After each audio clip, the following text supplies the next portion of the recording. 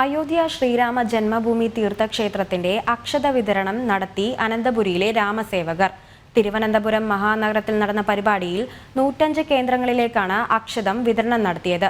ഭാരതത്തിലെ എല്ലാ മേഖലയിലെ ജനങ്ങളുടെ അഭിമാന നിമിഷത്തിനാണ് രാമക്ഷേത്ര നിർമ്മാണം സാക്ഷ്യം വഹിക്കുന്നതെന്ന് മുതിർന്ന RSS പ്രചാരകൻ S. സേതുമാധവൻ പറഞ്ഞു.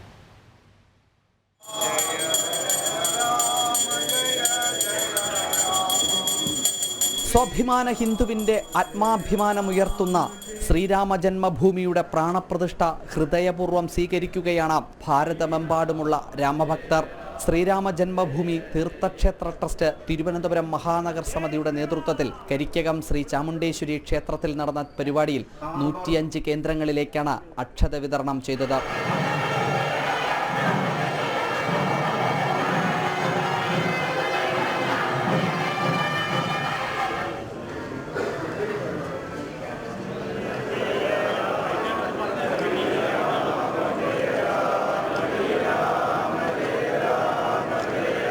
രാമഭക്തരുടെ അഭിമാന നിമിഷത്തിനാണ് രാജ്യം സാക്ഷ്യം വഹിക്കാൻ പോകുന്നതെന്ന് ചടങ്ങിൽ മുഖ്യപ്രഭാഷണം നടത്തിയ RSS മുതിർന്ന പ്രചാരകൻ S. സേതുമാധവൻ പറഞ്ഞു.